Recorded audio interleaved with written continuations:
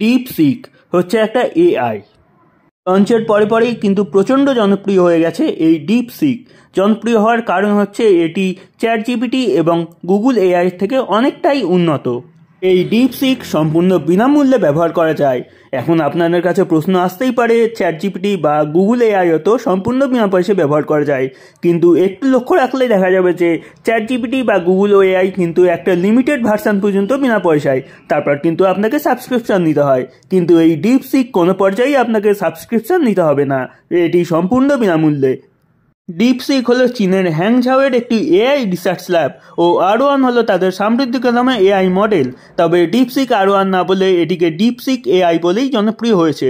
2023 সালে এই কোম্পানিটি তৈরি হয়। লিয়াং ওয়েনফেং নামে এক ইঞ্জিনিয়ার ও উদ্যোগপতি এই সংস্থার মালিক। ডিপসিকে লিয়াংয়ের টিমে রয়েছেন চীনের সেরা বিশ্ববিদ্যালয়গুলোর সদ্য গ্র্যাজুয়েটরা। ডিপসিক লঞ্চ হওয়ার পরে অন্যান্য মার্কিন যে এআই আছে তাদের প্রতিষ্ঠাতারা কিন্তু খুব গন্ডগোলে পড়ে গেছে, কারণ ডিপসিক আস্তে আস্তে অন্যান্য এআইদের জায়গা দখল করে নিচ্ছে। যেহেতু এটি সম্পূর্ণ বিনা পয়সায়, মূলত এটাই হচ্ছে এর জনপ্রিয়তার মূল কারণ।